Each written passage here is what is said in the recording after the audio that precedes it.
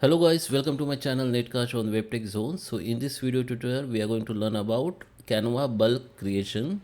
So if you want to create bulk post for the social media or any other post like presentation and all, so you can create the bulk creation with your own data. You can put them manually, or you can also upload your bulk data from your Excel sheet or Google sheet. So this will be learned. So let's start with the video guys, and at the end, if you like this video, hit the like button, subscribe my channel, and don't forget comments below. So let me start with the video.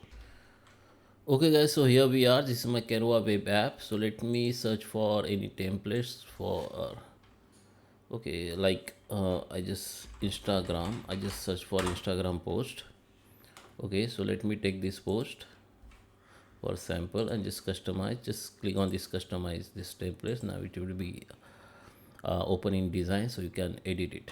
Now we need to go in this app options, and here we need to click on this discover and scroll down and just click on that bulk creation. Click on it. Now as I told you, there is a two option. You can upload the data from your Excel sheet or Google sheet, or you can simply enter the manually data. So I just enter the manual data. So you can see there is a view like Excel sheet. We have two columns here, title under the name and email. Okay, so you can change the data like this.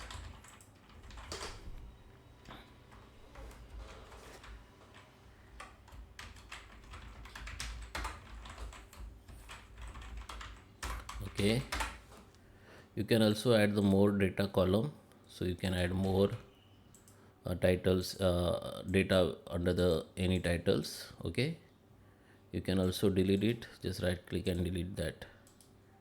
You can also add image from here. Also you can clear the all table from here. Okay, now just after you done, just click on done.